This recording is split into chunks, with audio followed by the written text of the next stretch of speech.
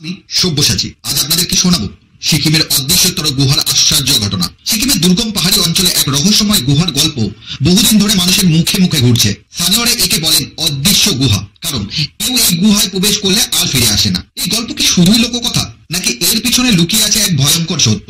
আজও সেই প্রশ্নের উত্তর অধারা। তবে এক বাস্তব ঘটনার কথা বলবো, যা হয়তো আপনাদেরকে এই রহস্যের মুখোমুখি দাঁড় করাবে। এই গুহার ইতিহাস বহু শতাব্দীর প্রাচীন। স্থানীয়রা বিশ্বাস করেন গুহার অভ্যন্তরে লুকিয়ে আছে এক অলৌকিক শক্তি। বলা হয় এই গুহা তান্ত্রিক শক্তি দ্বারা সুরক্ষিত। প্রাচীনকালে এক তান্ত্রিক সাধক এই গুহার অভ্যন্তরে প্রবেশ করেছিলেন। তার লক্ষ্য ছিল দেবতাদের কাছ থেকে অমরত্বের বর অর্জন করা, কিন্তু সেই সাধক আর ফিরে আসেননি। তারপর থেকেই স্থানীয়রা বিশ্বাস করতে শুরু করেন গুহার গভীরে এমন এক শক্তি লুকিয়ে আছে যা সময়, স্থান এবং বাস্তবতার নিয়মকে বদলে দিতে পারে। বছর দশেক আগে রোহিত সেন, একজন তরুণ প্রত্নতাত্ত্বিক, এই গুহার রহস্য উদ্ঘাটনের সংকল্প নেন। বিভিন্ন প্রাচীন নিদর্শন নিয়ে গবেষণা করতে করতে তিনি এই সিকিমের অজানা গুহার কথা জানতে পারেন। সেই সময় স্থানীয়রা তাকে বারবার সাবধান করেছিলেন, গুহার ভিতরে এক অলৌকিক শক্তি বাস করে, যারা সেখানে গেছে তারা আর ফিরে আসেনি। কিন্তু রোহিত ছিলেন একান্তই সত্য অনুসন্ধান। তিনি বিশ্বাস করতেন প্রতিটি কল্পকাহিনীর পিছনে লুকিয়ে আছে বাস্তবের ছায়া। একদিন সকালবেলায় রোহিত সমস্ত প্রস্তুতি নিয়ে বেরিয়ে পড়লেন, সঙ্গে ক্যামেরা, টর্চ, নোটবুক আর কিছু খাবার।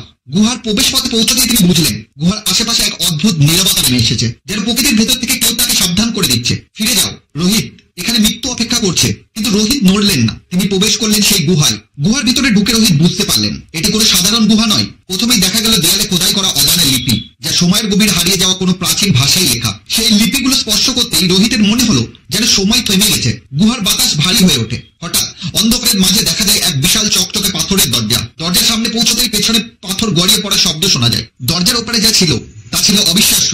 রোহিত নিজেকে আবিষ্কার করেন এক অচেনা জগতে, যেখানে আকাশ রক্তিম, মাটির রং সবুজ আর চারপাশে অদ্ভুত ছায়ামূর্তি ঘুরে বেড়াচ্ছে। হঠাৎ সামনে আবির্ভূত হয় এক বিশাল আকৃতির ছায়ামূর্তি। মূর্তিটি ধীরে ধীরে বলে ওঠে, তুমি আমাদের অঞ্চলে প্রবেশ করেছো, ফিরে যেতে চাইলে তোমাকে পরীক্ষায় উত্তীর্ণ হতে হবে। মূর্তিটি তিনটে পথ দেখায়। প্রথম পথ যা অন্ধকারের দিকে নিয়ে যায়, যেখানে সময় আর বাস্তবতার কোনো নিয়ম নেই। দ্বিতীয় পথ যা চিরকাল রোহিতকে বন্দী করে রাখবে এই অচেনা জগতে। তৃতীয় পথ যার রহস্য আজও কেউ উন্মোচন করতে পারেনি। রোহিত বুঝতে পারলেন তার সামনে সময় খুব কম। যদি ভুল পথ বেছে নেন তবে চিরতরে হারিয়ে যাবেন এই অলৌকিক জগতে। বলা হয় এই গুহা সময়ের ফাঁদ। এখানে সময় আর বাস্তবতার নিয়ম কাজ করে না। একবার গুহার গভীরে প্রবেশ করলে সময় আপনাকে বন্দী করে ফেলে। তাহলে রোহিত কি ফিরে আসতে পেরেছিল? রোহিতের ভাগ্যে কি ঘটেছিল তা আজও রহস্য। কেউ কেউ বলেন তিনি সেই তৃতীয় পথ বেছে নিয়েছিলেন, যার রহস্য আজও উন্মোচন হয়নি। আর কেউ বলেন রোহিত এখনো সময়ের বাইরে অন্য এক জগতে বন্দী আছেন। এই গুহার রহস্য আজও ভেদ হয়নি। প্রশ্ন থেকে যায়, কেউ কি সত্যি এই গুহার অলৌকিক শক্তি উন্মোচন করতে পারবে, নাকি সেও হারিয়ে যাবে সময়ের গহ্বরে? এই রহস্যের পরবর্তী অংশ জানার জন্য অপেক্ষা করুন, কারণ